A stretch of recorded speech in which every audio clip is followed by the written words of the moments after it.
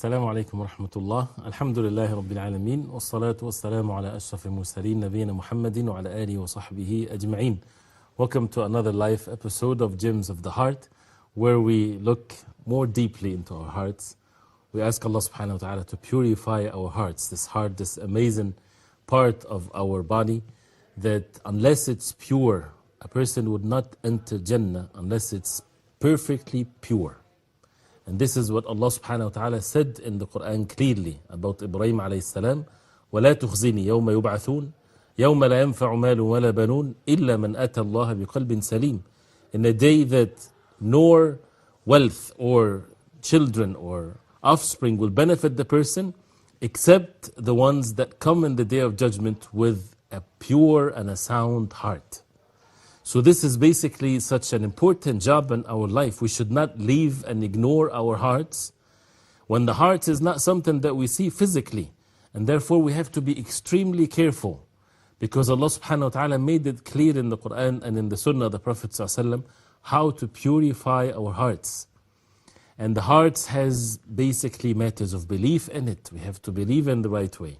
We have to do certain actions by our hearts purely, sincerely for the sake of Allah.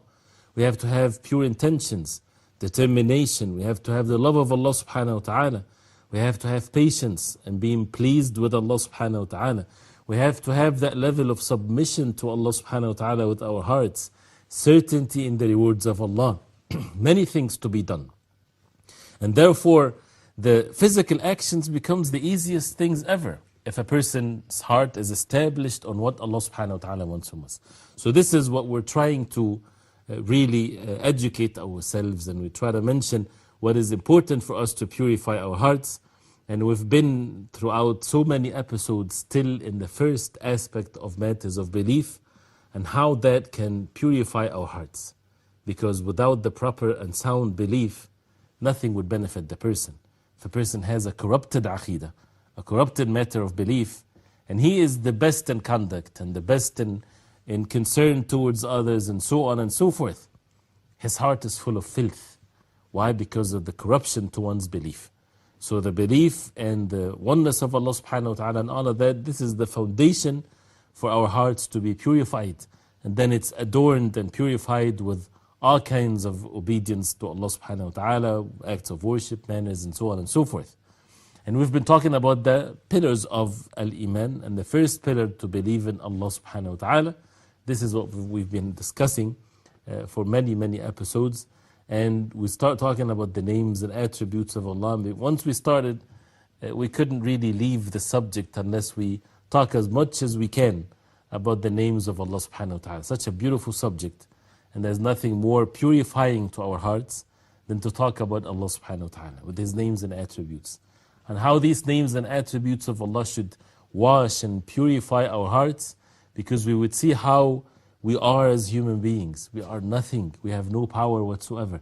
We have nothing, really nothing, literally nothing, except from Allah subhanahu wa ta'ala. He's the creator of all things, and we are things. We are creation of Allah. So anything that we have is from Allah subhanahu wa ta'ala. وَمَا بِكُم مِّن نِعْمَةٍ فَمِنَ اللَّهِ. As Allah subhanahu wa ta'ala said, there is no ni'mah, there is no bounty, whether it's small or big, unless it's from Allah subhanahu wa ta'ala. So then, we have to really see this in ourselves and then witness the power of Allah and get to know Allah subhanahu wa ta'ala with His names and attributes. Inshallah, in this episode, very briefly, we'll talk about one of the names of Allah subhanahu wa ta'ala, which is As-Sayyid. As-Sayyid, and this is a name that many of the Muslims that are familiar with, and they see that in the names even of some of the human beings. They call themselves As-Sayyid or Sayyid and so on. And what's the rulings with regards to this? But first of all, this is As-Sayyid is one of the names of Allah subhanahu wa ta'ala according to the correct opinion, and that's mentioned in an authentic hadith of the Prophet alayhi salatu wasalam. It's not mentioned in the Quran that this is the name of Allah subhanahu wa ta'ala, but it's mentioned in the Sunnah of the Prophet alayhi salatu wasalam, and a few hadith that talks about this. And one of which is a famous hadith, the hadith of Mutarrif ibn Abdullah radiallahu anh, where the Prophet ﷺ, when his father said that he went to a delegation of the Wafd of Bani Amir, and this is a famous hadith, and how they went to the Prophet ﷺ and they were praising the Prophet ﷺ. And they said to the Prophet ﷺ, Anta Sayyiduna. You are our Sayyid. But first of all, what does Sayyid means? Sayyid is basically the master, the owner of things, is the one that is basically in charge of all things, that people return all of their affairs to him. Everything that they have, refers to him and so on. So Allah subhanahu wa ta'ala is the creator of all things. He's the Sayyid. He's the master of the universe, subhanahu wa ta'ala. He's the creator, everything and everyone is in need of Allah subhanahu wa ta'ala. And that's why some said that the meaning of As-Samad in Surah Qul Allahu Ahad, one of the names of Allah subhanahu wa ta'ala, As-Samad means As-Sayyid, the one in charge, the one that everybody is in need of him, the one that everyone, all of the creation of Allah, would not sustain their lives without the creator of the heavens and the earth. So Allah subhanahu wa ta'ala is As-Sayyid. So here, first of all, going back to the hadith, where they said to the Prophet ﷺ, Anta Sayyiduna, you are our Sayyid. And when it's referring to the human beings, they mean by this, you are our chief. You're the one that is in charge of us. We always have to return to you for decisions, for things of that nature, and for your opinions and so on. So there's nothing wrong with that in that concept and that understanding. But still the Prophet ﷺ said to them to teach them. He said, As-Sayyid, Allahu Tabaraka wa Ta'ala. As-Sayyid is Allah subhanahu wa ta'ala, exalted is Allah subhanahu wa ta'ala. So he directed them and he said to them that As-Sayyid in the absolute sense is Allah subhanahu wa ta'ala. So no one of the human beings have the meaning of As-Sayyid in the absolute sense. They can have something related to their other fellow human beings. And that's one of the names of Allah subhanahu wa ta'ala, that human beings can share the same name according to their human power and means and so on, which is all deficient, of course. Like for example, Allah subhanahu wa ta'ala is Ar-Rahim. He is the most merciful subhanahu wa ta'ala. Human beings, they need to have mercy in them towards one another. Allah subhanahu wa ta'ala is Al-Karim. He is the most generous subhanahu wa ta'ala. Human beings, they need to have generosity, but according to their human capacity, of course, and nothing is the like of Allah subhanahu wa ta'ala. So the same thing, the Sayyid, people are chiefs to one another. Some of them are in charge, some of them people would obey them and so on. And there are rules to govern that. Allah subhanahu wa ta'ala is As-Sayyid in the absolute sense because He's the creator, He's the sustainer, He's the owner of all things. So when they said that to the Prophet ﷺ, the Prophet ﷺ said to them, As-Sayyidu, Allahu Tabaraka wa Ta'ala, and they said, وَأَفْضَلُنَا فَضْلًا وَأَعْظَمُنَا طَوَلًا. That means He's the best of us, He's the best in power and so on. So the Prophet ﷺ said, قُولُوا بِقَوْلِكُمْ أَوْ بَعْضِ قَوْلِكُمْ وَلَا يَسْتَجْرِيَنَّكُمُ الشَّيْطَانُ. Which says, say whatever you say, and do not let the shaitan take you or lead you astray. Be careful what you say things. Do not bring close what's with Allah subhanahu wa ta'ala, what's for Allah subhanahu wa ta'ala to what's for the human beings. And as if you probably heard this many times, but this is very crucial. One of the miseries of the human beings, they don't separate between what's with Allah, for Allah subhanahu wa ta'ala and what's for the human beings. Allah subhanahu wa ta'ala, nothing is the like of Him. His names and attributes and actions and so on. Therefore, He's the only one to be worshipped. Human beings, even the best of all of the human beings, the Messenger sallallahu alaihi wasallam, Prophet Muhammad sallallahu alaihi wasallam, the best man ever walked on the face of earth. But He's not divine. He's not someone that is to be worshipped. He is a human being, the best of all of the human being. We need to have that separation very clearly. He's the one to be followed, yes.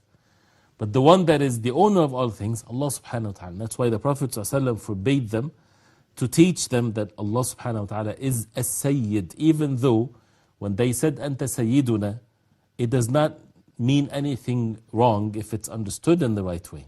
You are our chief or our master, meaning from the human perspective, you are in charge of us. That's why there's nothing wrong with someone calling someone that he is the Sayyid of such. Not in the absolute sense. The one in the absolute sense is Allah subhanahu wa ta'ala. Nothing is the like of Allah. As-Sayyid. Alif Lam, that means He's the one that is given this siyada and this ownership and master of all the universes is only to Allah subhanahu wa ta'ala. But something being attached to some of the creation of Allah or some of the human beings, there is nothing wrong with that because human beings, they can of course, be in charge of one another. But as you see, the difference between both is, if it's a human being, and he's the Sayyid of his people, he's in charge, he's the chief of his people, right? The obedience is not an absolute one. Why? Because he's a human being. And as a rule, لا طاعة لمخلوق في معصية الخالق. There is no obedience to any makhluk, to any of the creation of Allah, when it comes to the disobedience of Allah subhanahu wa ta'ala. No one is to disobey Allah subhanahu wa ta'ala to obey a human being. This is never permissible. No matter how big this human being is. If he is the biggest leader, if he is the most powerful of all other human beings, if he ordered the people to do the smallest sin ever, sin meaning that Allah subhanahu wa ta'ala forbade the sin. So who is on the face of earth to be obeyed in the disobedience of Allah subhanahu wa ta'ala? This is something that should be already well established in the lives and the hearts of the believers. And how this can really pollute one's heart if a person has the seed of this corruption in the heart. That a person would have in his heart, even if he didn't do the action yet. That there is some human being, a human being in his life, that he would dare, that he would obey him in disobeying Allah subhanahu wa ta'ala. This is something that should be purified completely from the hearts of the believers. Meaning that if a person fell into the sin, obeyed, maybe listened to his boss when he ordered him to do a sin, or listened to his wife, or the wife listened to the husband, or whatever there is. It might be a moment of weakness, and a person committed the sin and repents to Allah subhanahu wa ta'ala. But it's not just that sin that has been committed. We need to go deeper and to see what's in our hearts. Do we have this seed of impurity in our hearts that can corrupt our hearts? That we have the potential, basically, in there, that we are willing to obey other than Allah subhanahu wa ta'ala in disobeying Allah subhanahu wa ta'ala. It's just one or the opposite. Allah subhanahu wa ta'ala orders us, for example, to pray a specific salah at a specific time. And a human being comes, whether it's the president of the world or whatever there is, or the king of all the kings on the face of earth, it doesn't matter. And they say, for example, he would say, no prayer between these two times, for example. Who are the one that we're supposed to obey? Of course, Allah subhanahu wa ta'ala. If Allah subhanahu wa ta'ala forbade us from committing zina, from drinking wine, from backbiting, from whatever sins are, it's all from Allah subhanahu wa ta'ala. And someone comes and says, you can drink, you can commit this and you can commit that. Who are we going to obey? Allah subhanahu wa ta'ala or the human beings? This is a very practical matter that can really pollute our hearts. Many people, they face many different things in their jobs, and the matter should be very easy for them. Allah subhanahu wa ta'ala is a Sayyid. He's the owner of all things. He's the master. He is the chief of all things. And therefore, He is the one to be obeyed in the absolute sense.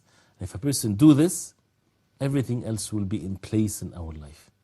You will have so much tranquility and peace and happiness and goodness when the obedience is the absolute one to Allah subhanahu wa ta'ala. It doesn't mean that we rebel or we're against being obedient to other human beings. Yes, of course we have to be obedient to those who are in charge of us, but with the condition, only in matters that is ma'roof, matters of goodness, not to obey them in the disobedience of Allah subhanahu wa ta'ala. So this is a very important athar or outcome as a result of this name, of course, of Allah subhanahu wa ta'ala. And this is also that comes with the meaning of the owner of all things. The owner of all things is Allah subhanahu wa ta'ala. And as you heard, this is something that did not come in the Quran, but in the hadith of the Prophet sallallahu alaihi wasallam. And one of the things that Ibn al-Qayyim rahimahullah, he said in his beautiful Nuniyya, that about Allah subhanahu wa ta'ala, وَهُوَ الْإِلَهُ السَّيِّدُ الصَّمَدُ. Allah subhanahu wa ta'ala is al-ilah, the one to be worshipped. As-Sayyid al-Samad, As-Sayyid, the master.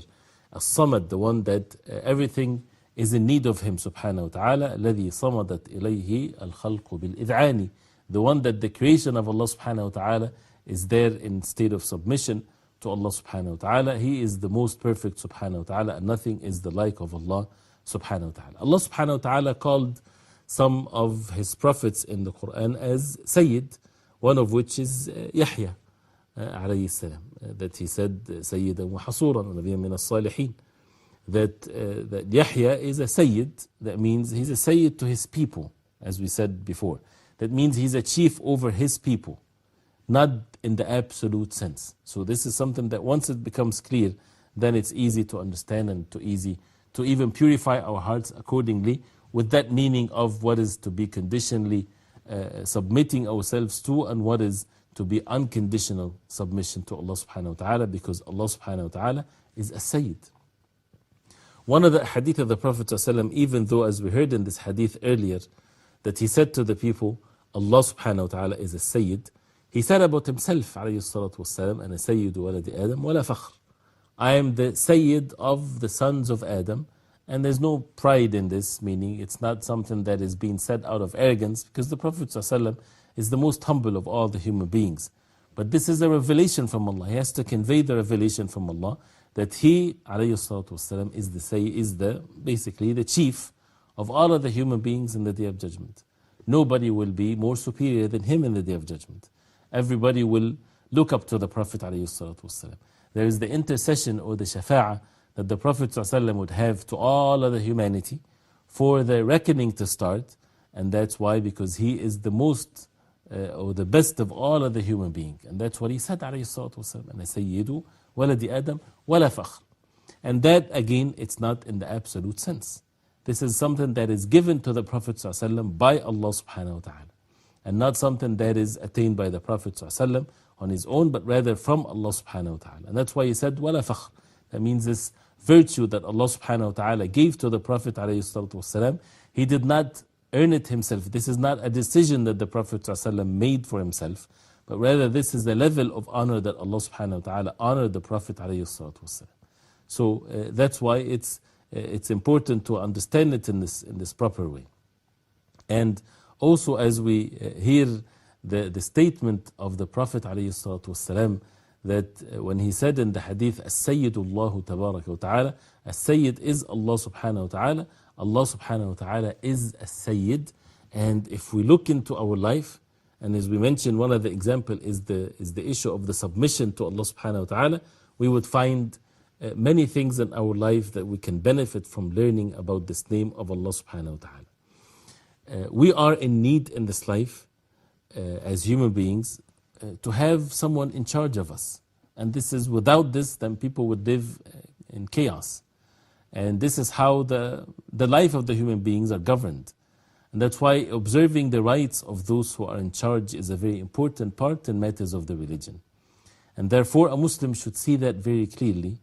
And if Allah subhanahu wa ta'ala had appointed some to be in charge or having some superiority over others, is not to abuse them, is not to manipulate them, but rather for the life to go on in such a perfect way.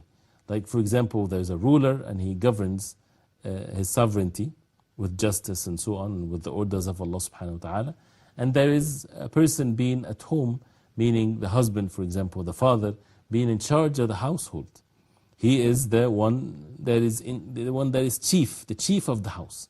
And this has to be very clear, and that's one of the problems that we face in families today, even among many of the Muslims' families, is because they follow the ways of others, and they don't observe these etiquettes and manners that Allah subhanahu wa ta'ala established this responsibility upon them. So one of which, for example, who's in charge of the household? The man is in charge of the household. He is the one that is the chief of the household. What's that mean? That means he's the one that makes the decisions. He's the one that is responsible for everything that happens in the household. And without this to be clear in the households, there's a problem. Imagine a country is being governed without any authority whatsoever. People would take matters in their own hands, and that would cause so much chaos. And the same thing with families. Whether it comes to the wife and the children, the husband is in charge. He's not someone that is treating them in just way. He does not take his opinion and that's it. He takes their opinions and he discusses with them, and he is lenient, and he treats them with all kinds of kindness, and he takes their opinion if it's the best opinion, and so on and so forth, and even make them feel that they are clearly part of this. But at the end, right, he's in charge. Allah subhanahu wa ta'ala will ask him in the day of resurrection. And if there is no clear matter like this, then things can cause so much disruption to the unit of the family and to the harmony of it and so on. So this is in the household, this is in companies, this is in governments, this is in cities, wherever there is, masajid. And that's why we have to respect that. And people should not be in dispute when it comes to matters that is not against the deen of Allah subhanahu wa ta'ala. Many people, they get upset because the one in charge, for example, we make a decision, and this decision, it's something that they don't like, or they don't feel it's the right decision. If it's not something haram, then people still have to have the hearts together. And they should understand and realize that someone is in charge. And this is how Allah subhanahu wa ta'ala wants from us. And this is how the Prophet ﷺ ordered the companions radiallahu anhum to be obedient and to listen and to obey matters of the ma'ruf, even if the one in charge of you is an Abyssinian slave, as he said alayhi salatu wasalam. So this is a very important concept, but again, this is the justice and the balance in the life of the believers, that there is no obedience whatsoever if the ones in charge would order them to disobey Allah subhanahu wa ta'ala. Something that we need to raise our children to understand, that even their own parents, if they would order them to do something haram, something that is not permissible, they have to refuse with all kinds of goodness and manners and behavior and so on. But because the obedience of Allah subhanahu wa ta'ala is the absolute one, and the same thing, Allah subhanahu wa ta'ala is a Sayyid in the absolute sense. And everyone else, all of the human beings, they are basically towards one another, and they are become fitna, they become test towards one another because of this matter of a siyada, or those who are in charge. And many people, they would fight over it, and that's another thing, that we are not ordered religiously to go after power, because this is something that is one person is to be given this, and he will be responsible for those who are under him.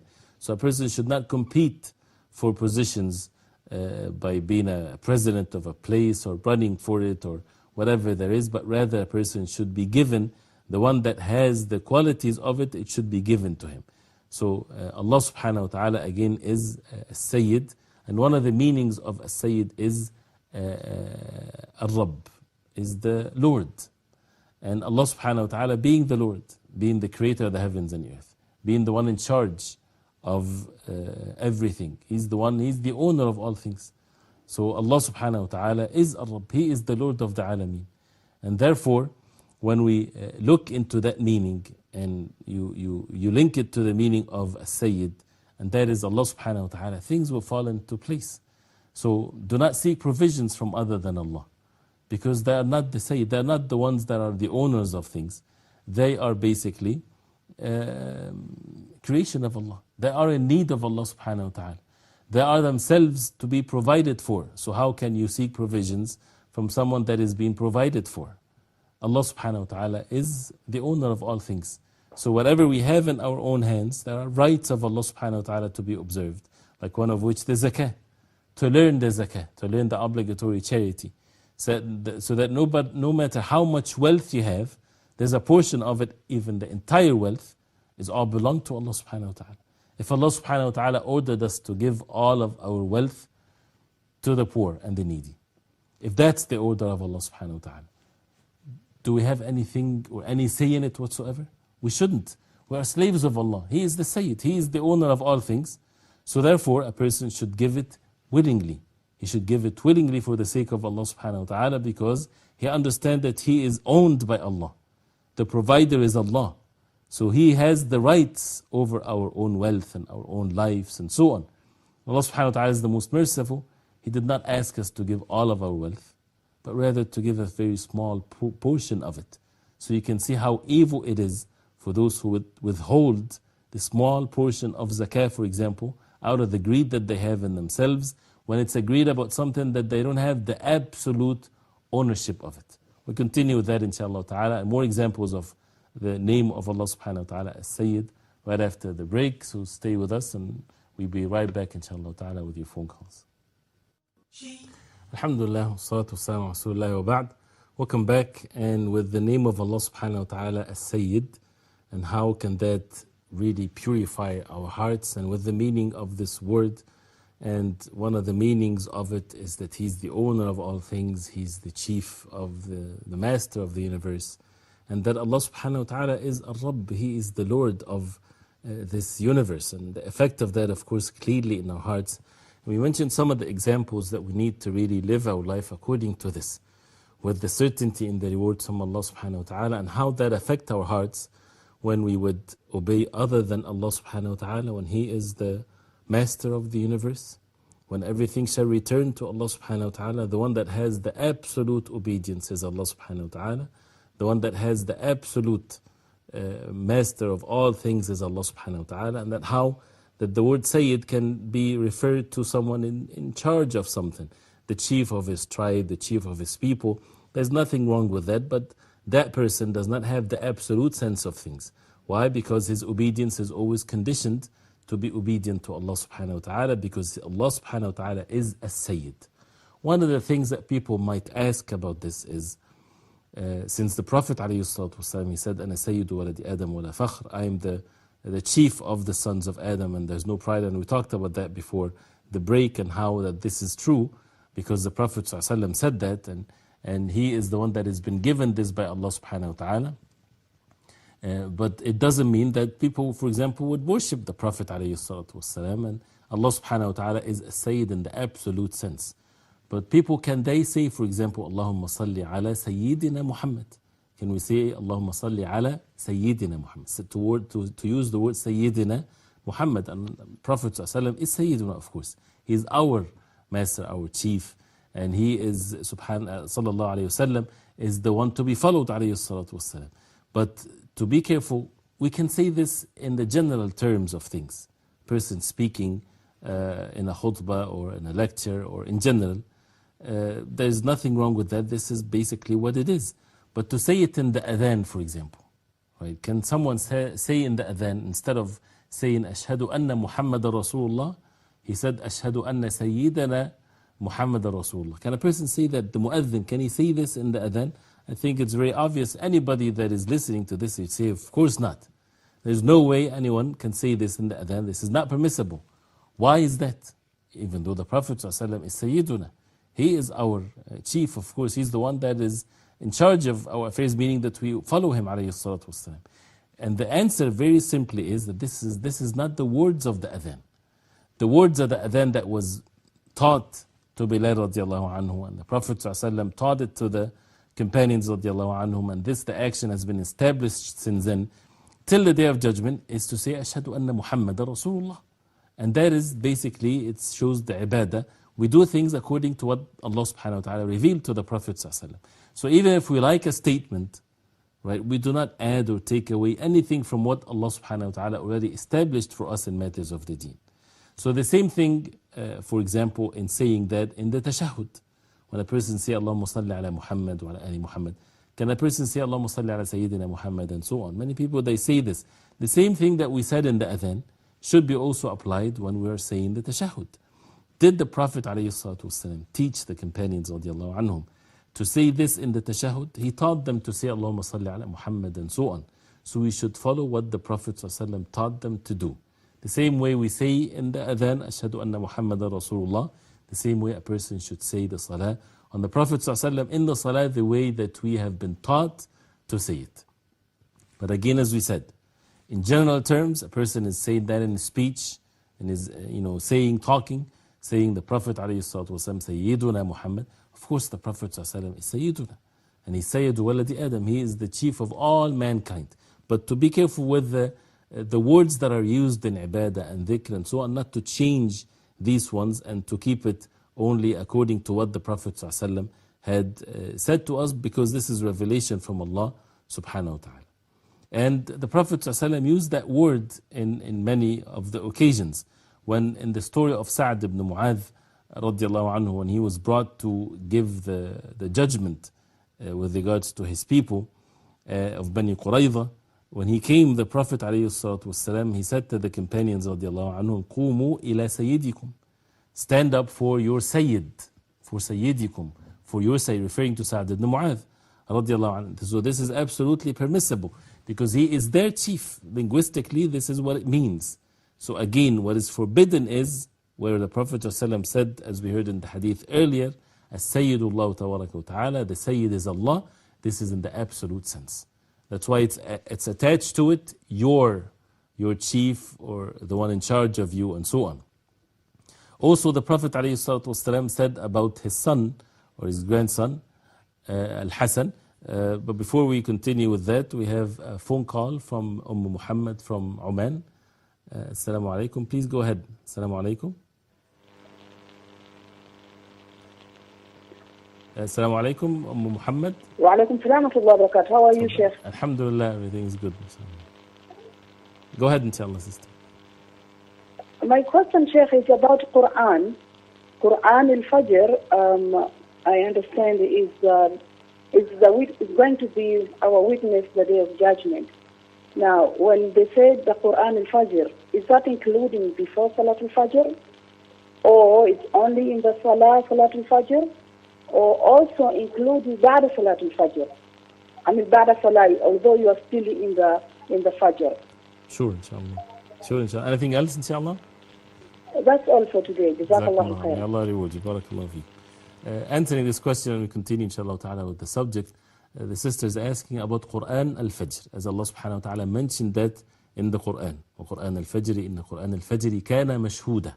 That the Quran or the Fajr is mashhud. That means it's witnessed by the angels. What is the meaning of Quran al-Fajr? Quran al-Fajr, according to how the ulama explain this and according to the actions of the Prophet ﷺ, is the Quran recited in Salatul Fajr. The Quran that is actually recited in Salatul Fajr by the Imam, or if in case of a woman praying alone, the Quran that is recited in Salatul Fajr. Not the Quran recited before Salatul Fajr or after Salatul Fajr. So what is being witnessed is basically the Salah. Salatul Fajr itself is a Salah that is being witnessed. And the Prophet ﷺ said in the authentic hadith that the angels, they come down in Salatul Fajr and Salatul Asr. يَتَنَاوَبُونَ عَلَيْكُمْ مَلَائِكَةٌ بِاللَّيْلِ وَالنَّهَارِ. That the angels, they take turns or shifts for you in the day and the night. So they meet in Salatul Fajr and they meet in Salatul Asr. So the angels of the night, they ascend at Salatul Fajr, and those who of the day, they come down in Salatul Fajr, and the same thing with Salatul Asr.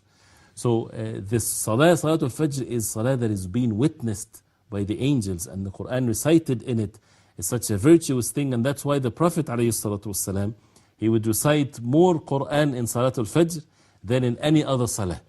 And it was the norm of the Prophet ﷺ that he would lead the Salatul Fajr with the like of a 60 verses, 60 ayah, 60 verses, or the like of that, the lengthy Salah of Salatul Fajr. The Prophet ﷺ would lead the people with Salatul Fajr in such a way, because the Quran that is being recited is being witnessed, and therefore someone going to the masjid to listen to the Quran in the Salah, in Salatul Fajr from the Imam, and to stand behind the Imam in the Salah and to focus on the Quran recited in Salatul Fajr is an amazing act of worship. It has a great effect in our hearts, has a great effect in our steadfastness upon the deen of Allah, because Allah subhanahu wa ta'ala praised this act, especially when it comes to Salatul Fajr.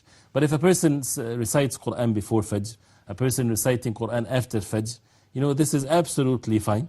And a person should have his own wird, a portion of the Quran that is recited every day.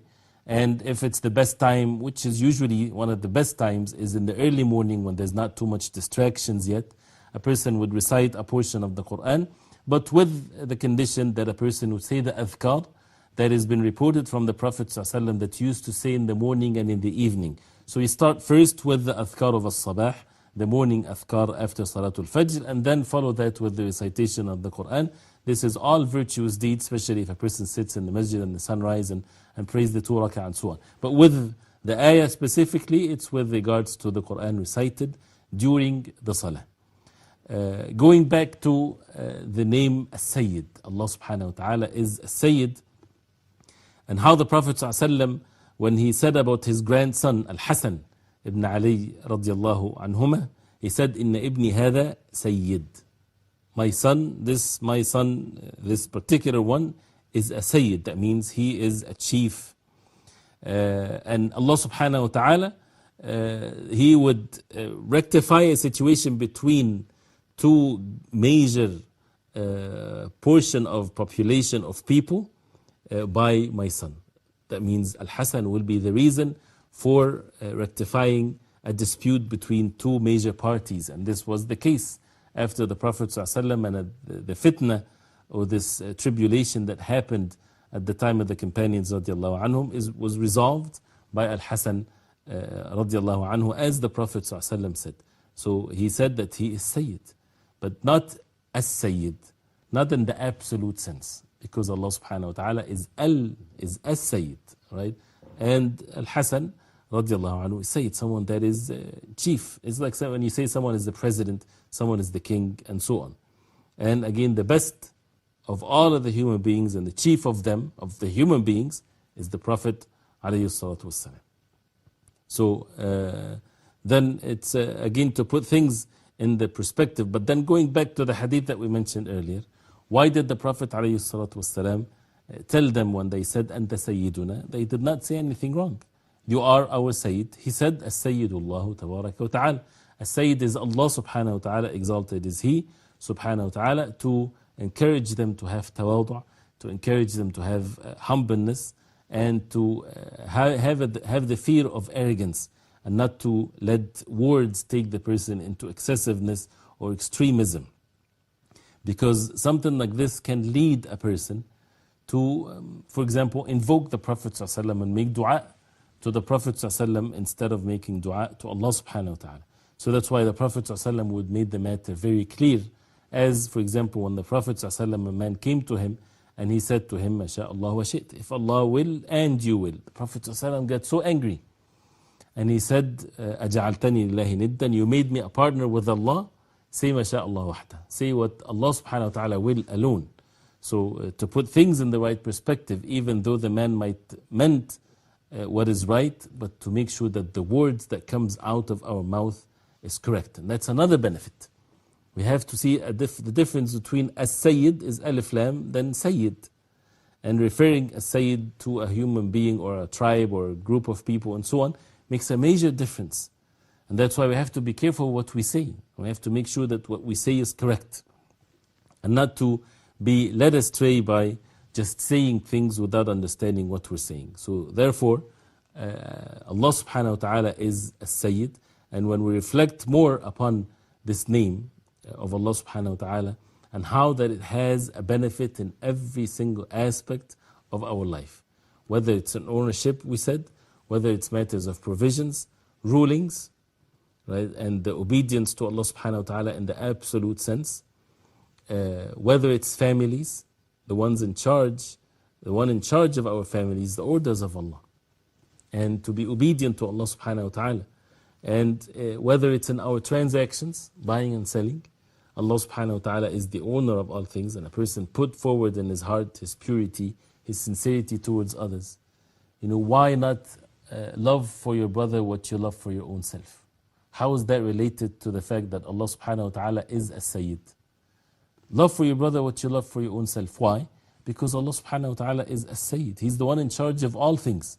So whether you have greed or not, it's not going to change anything. It's not going, when you're greedy, when a person is greedy, it doesn't mean that he would make more money. If a person doesn't love for his brother what he loves for his own self, if he doesn't do that, it's not going to make him better than his brother, or in a more fortune, or whatever there is. It's not going to, because everything is owned by Allah subhanahu wa ta'ala. So if a person put forward what Allah subhanahu wa ta'ala wants from him, Allah subhanahu wa ta'ala would reward them great rewards, and He would bless his life and actions and so on. So this is a very important thing. When a person, for example, Hajj is coming soon, and we ask Allah subhanahu wa ta'ala to make it easy for everyone that wants to go make Hajj. Making Hajj is such an important thing in our life, especially if it's the obligatory one, and it's mandatory once in lifetime. Sometimes people, they have the means to go for Hajj, but they have these obstacles, or they make their own obstacles in their life, or they think, oh no, I need to postpone it to next year or the year after. And so when they have the means now to go for Hajj. Some people, they have the notion that Hajj is only to be done when you retire. Something that after you retire, because then you don't have much financial responsibilities. Yes, of course, a person has to take care of his family and debt and so on and so forth. If a person has the means to go for Hajj, why not? It is not permissible to delay it if you have the means and you have what's left behind for your family to take care of them till you come back. but to rely on Allah subhanahu wa ta'ala. And not to think that everything is physical and that everything we have to calculate it with a pen and a pencil and a paper, that everything has to be clear and added and so on. No, there's the element of the barakah from Allah subhanahu wa ta'ala, because He's the owner of all things.